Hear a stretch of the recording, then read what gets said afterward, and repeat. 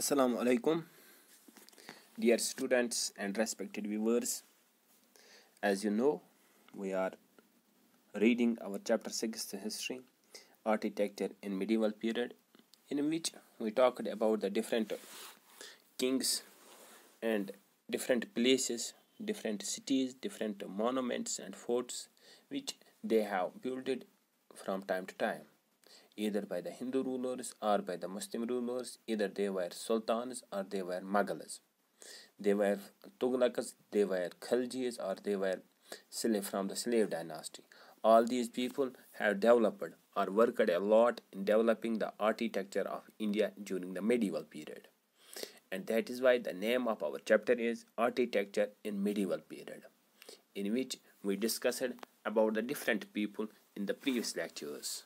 But today we have to talk about the other kings, and with this lecture, inshallah, we will conclude this chapter. Today in our topic we have to talk about the architecture style of Akbar. But to motivate students, it is necessary to have a brief look on the previous knowledge. In other words, to motivate students, we need to discuss a little bit about the previous knowledge, which we have discussed in the last lecture. In the last lecture, we talked about the architecture during the Sultanate period. Then we talked about the monuments built during the Sultanate period. Not only this, we then came to the architecture during the Mughal period. In Mughal period, we talked about the Babur and Humayun, but the buildings or the monuments which they have built, they were not so much impressive, but they built some masjids, as well as Humayun also built his widow Hamida Banu Begum built also a tomb, and these were some of the buildings which became later on famous. But today we have to talk about the Akbar.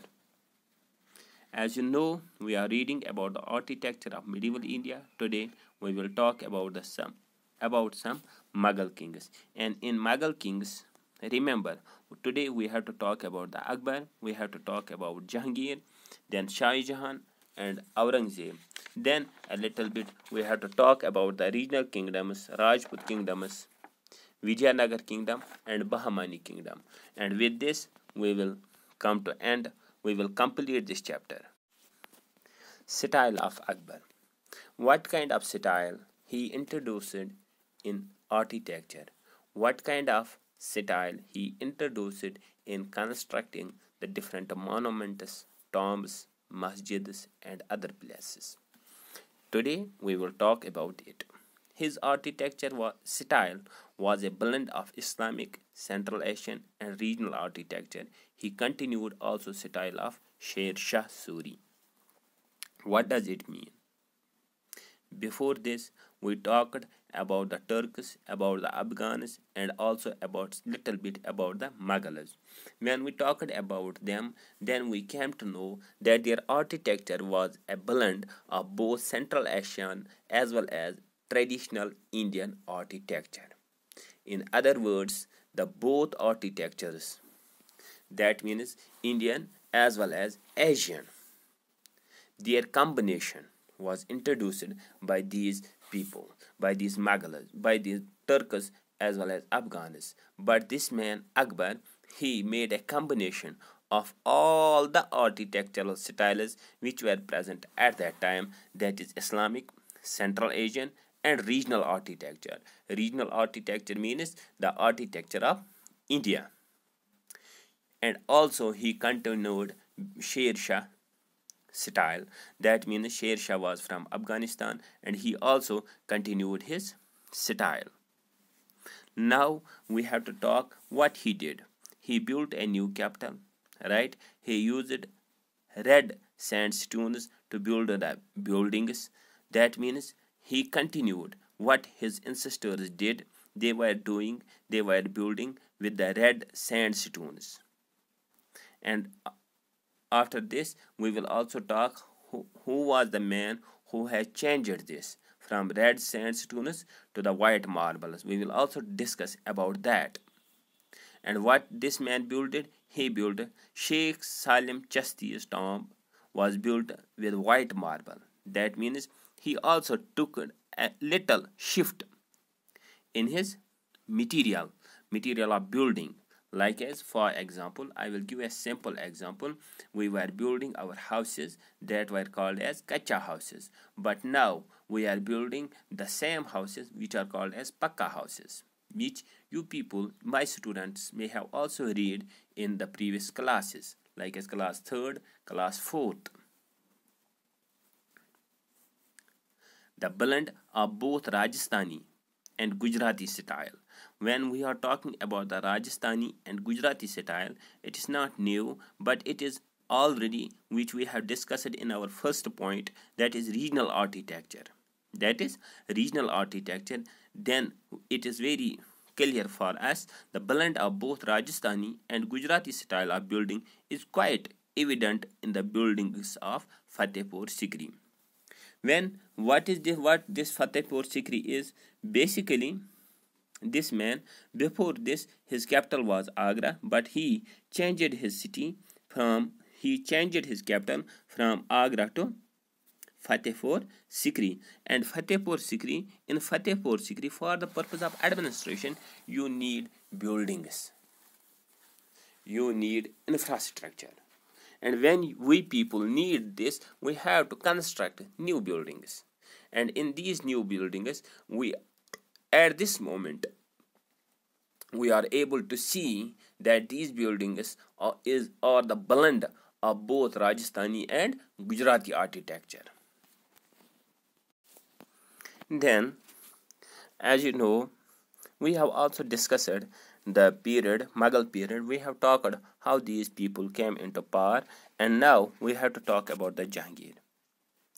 Jahangir had not much contributed in architecture. He only got Akbar's tomb built in Sikandarabad. That means this man, Jahangir, has done nothing, but he has constructed only one monument, that is Tomb of Sikandarabad.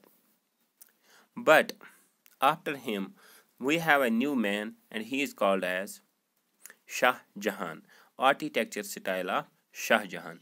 But this man is very renowned, famous, popular all over in the world. So this man is not new in front of us also. Why? Because whenever we are talking about the two monuments of India, not only of India, but they are popular and famous throughout the world. And these two places are monuments. One is Taj Mahal and second is Red Fort. Both these monuments are built by the Shah Jahan, and Taj Mahal was built by Shah Jahan in the memory of his beloved wife Mumtaz Mahal. And Taj Mahal is 2 times declared as one of the 7th wonders of the world. So this man was a great patron of art and architecture. He was great patron of architecture. Architecture reached its peak during the rule of Shah Jahan. He changed his shift from red sandstone to white marbles. As I told you, it's very clear and easy to understand. Before this man, the other rulers, they were using red sandstone, but this man has now changed from red sandstone to white marble.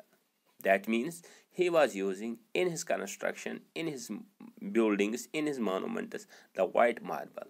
That is why on our book we have an image of Taj Mahal, which is very much clear that it has all the exteriors in the white marble. The stress was on symmetry and uniformity. He got walls decorated with precious stones and gems. This shows the prosperity of Shah Jahan's rule. What does it mean? That whatever he was building, that were also decorated by the gems. That means he has used various types of gems in his monuments. This also shows the power, the prosperity, the economy, the growth, and other strengths of Shah Jahan's rule. In simple terminology, we can say that his government, his governance was very stable as well as it was very good in its nature. Not only this, it was economically very better. That is why such a person or such a king was able to build such monuments in India. Now, if we called Shah Jahan as the great patron of architecture, then we have to also think and read what are the different monuments, different buildings he has built during his rule. Now, Shah Jahan has built various buildings like as Tomb of Jahangir near Lahore, Tomb of Nur Jahan, Moti Masjid in Agra. He has also built Jamia Masjid in Delhi.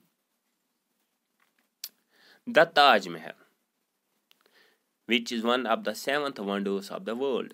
The Taj Mahal is also built by Shah Jahan in Agra in the memory of his beloved wife Mumtaz Mahal. It took 22 years to get completed and 20,000 workers worked very hard to give it the look of a wonder. Now, when we are talking about the architecture, it is not only to see the interiors and the exteriors of the building, but architecture is a very vast concept. We have to read about the different arcs which are present. We have to talk also about its pillars, about the style, about the location, about its position, geometrical position of the building, and that all is present in it, and that is why it is declared as one of the seventh wonders of the world. And how many times it took place? It took 22 years to get completed, and 20,000 workers worked very hard. The walls and windows had both precious and semi-precious stones embedded in them. Due to its incomparable architecture and beauty, it is twice elected as one of the seventh wonders of the world. That means its architecture cannot be compared with any other monument. That is why it is two times elected as one of the seventh wonders of the world.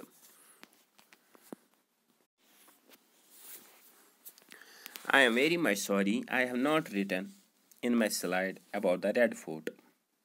Red Fort is also built by the Shah Jahan.